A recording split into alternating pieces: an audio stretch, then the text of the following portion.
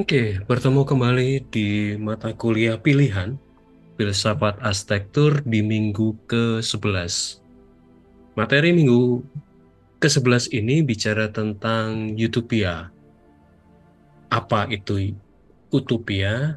Kalau secara definisi dari Google kita bisa mendapatkan pemahaman an image, place, or state thing that which everything is perfect. Sebuah tempat atau sebuah keadaan di mana segalanya sempurna, segalanya baik. Bahkan kemudian dari British Library dinyatakan adalah no place or nowhere. Jadi lebih ke angan-angan, sebuah mimpi, sebuah tempat yang diangan-angan. Kalau dikaitkan dengan kata di Yunani, ini katakan adalah good place, jadi sebuah tempat yang baik. Oke, itu dari definisi. Mari kita lihat pemahaman dari Lefebvre. Di buku Lefebvre for Architects, di bagian kedua, bicara tentang utopia dan new romanticism.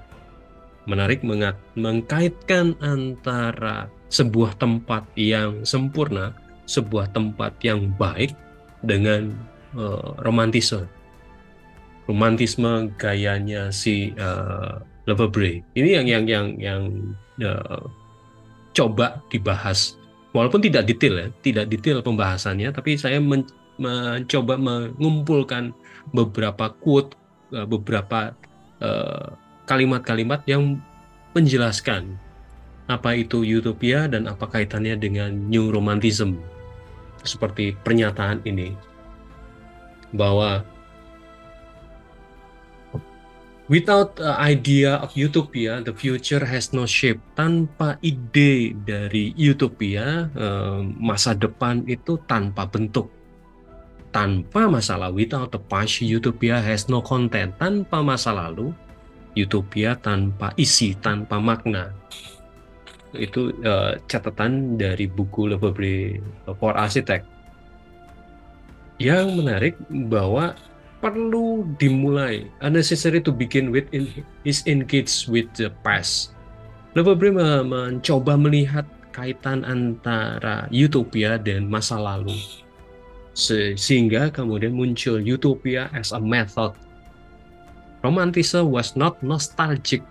Romantisme bukan sekedar nostalgia, tapi menerima tarikan atau tension between value of the past, mengungkap nilai atau makna dari masa lalu.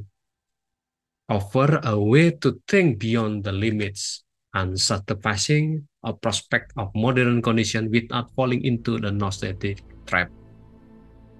Offer a way to think beyond the limit, dan tidak puas terhadap kondisi masa modern.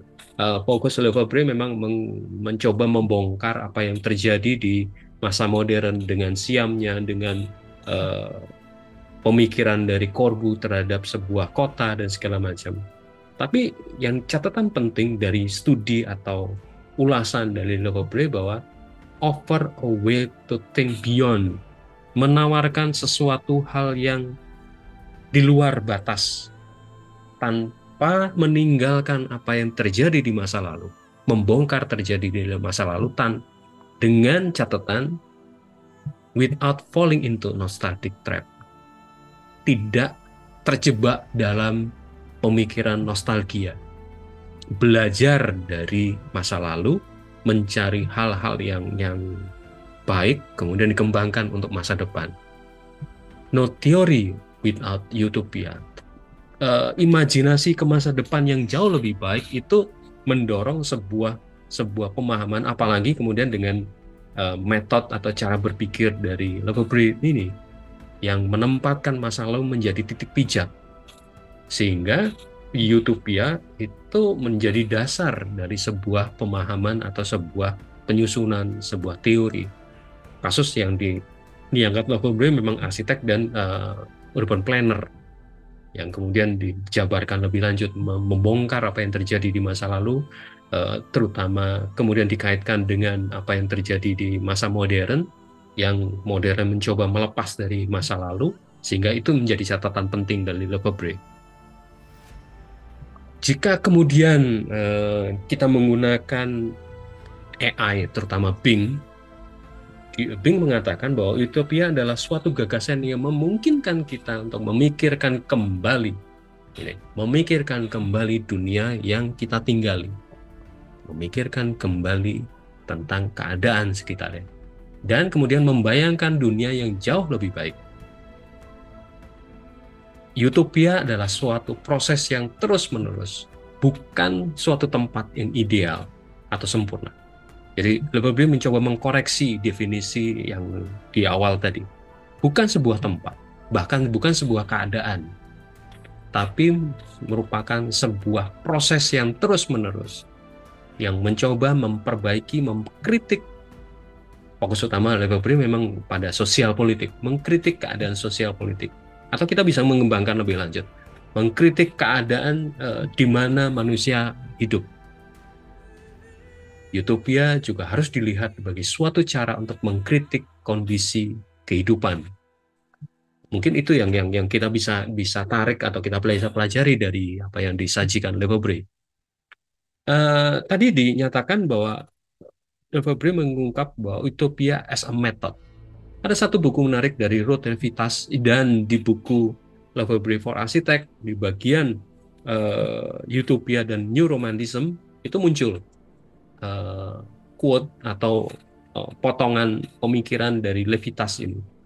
Di buku Utopia as Method, kita lihat kontennya, itu membongkar utopia, dan di part 3 ada Utopia as Architecture.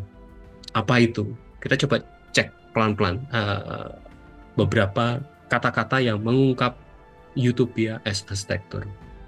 Utopia as Architecture is a culturally most familiar mode. Jadi arsitektur itu merupakan cara berpikir utopia, cara bertindak gitu ya. Berarsitektur itu ya kemudian sebuah proses utopia gitu. Arsitektur in utopia as arsitektur is of course a metaphor. Iya, memang metafor, tapi the actual architecture physical infrastructure matter too. Jadi memang cara berpikir atau cara bertindak arsitektural itu merupakan proses yang seperti tadi dinyatakan Le Verbrier sebagai sebuah proses yang terus-menerus.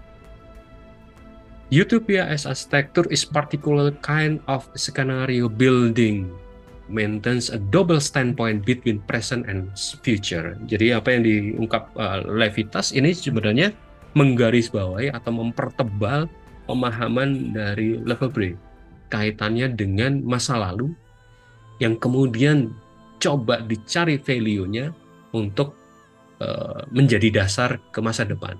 Maintain a double standpoint between present and future. Okay. Lebih lanjut bahwa utopia is not a simple thought experiment and conventional sense. Tidak sesederhana berpikir eksperimental, tapi operate at the level of affect as well as intellect. Jadi seperti tadi, utopia without utopia is no theory. Jadi tanpa utopia tidak ada teori. Itu yang coba didorong. Utopia bukan hanya sekedar pemikiran eksperimental seperti pada pemahaman konvensional, tapi sebuah operasi, sebuah proses terus-menerus yang efeknya pada pemahaman intelektual.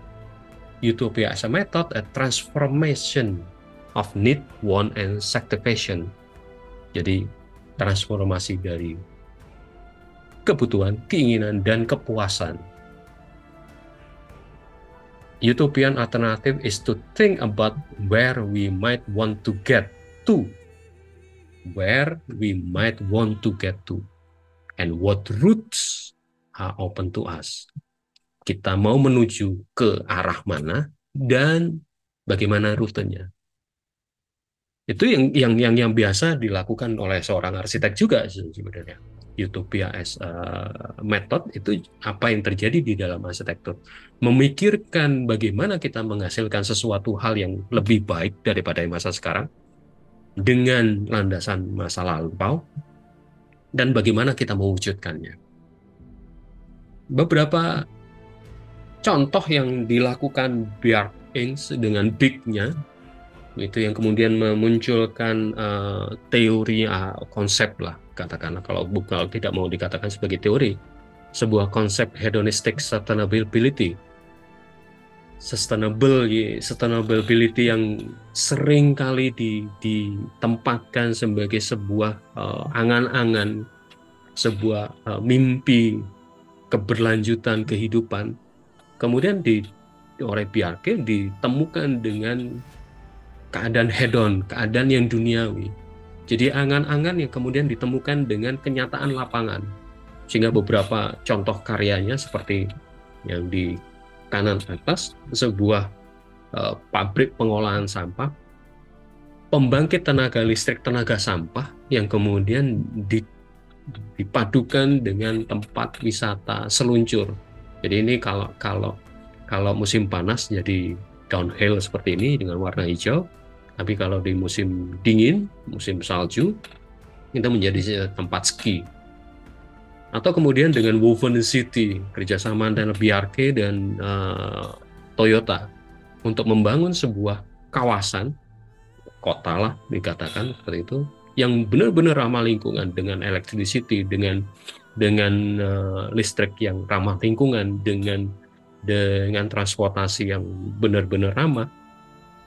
Society 5.0 ini terjadi di Woven City ini. Atau kemudian dengan beberapa karya yang sudah terjadi dan sudah digunakan sebagai tempat berenang di tepi sungai di kota Copenhagen, kemudian ini juga apartemen yang ada di Amerika, itu yang menunjukkan bahwa mencoba mengkaitkan bahwa utopia itu bisa dicapai dengan cara arsitektur, namun perlu ada keinginan atau ada itu tadi, tempat yang mau dituju bagaimana dan rutenya bagaimana. Atau pendekatan yang lain yang sering terjadi, biophilic cities, yang terutama yang terjadi di Singapura, yang bagaimana merubah dari sebuah kota dagang, sebuah kota yang sebagai hub Asia Tenggara terhadap bahkan hub dunia untuk perdagangan, berubah menjadi sebuah kota yang sangat hijau, yang kemudian bertransformasi selanjutnya menjadi kota-kota tempat tujuan wisata, terutama wisata yang lebih hijau, lebih ramah lingkungan dan segala macam. Ada perubahan yang itu berawal dari mimpi, berawal dari utopian, berawal dari pemikiran yang beyond the limit, tapi ada rutenya. Atau yang di kanan bawah, sudah ada mulai studi-studi tentang hunian di Mars, lengkap dengan perangkatnya, tidak hanya sekedar imajinasi atau seperti film Star Trek aja, tapi kemudian ada studinya. Bagaimana kemudian manusia bisa hidup di daerah di Mars tersebut? Bagaimana koloni yang akan terjadi di Mars? Lengkap dengan studi kehidupan dan segala macam. Atau kita kembali lagi, kalau kita melihat seorang filsuf dari Prancis, Roland Barthes ini, arsitektur is always dream, selalu bermimpi,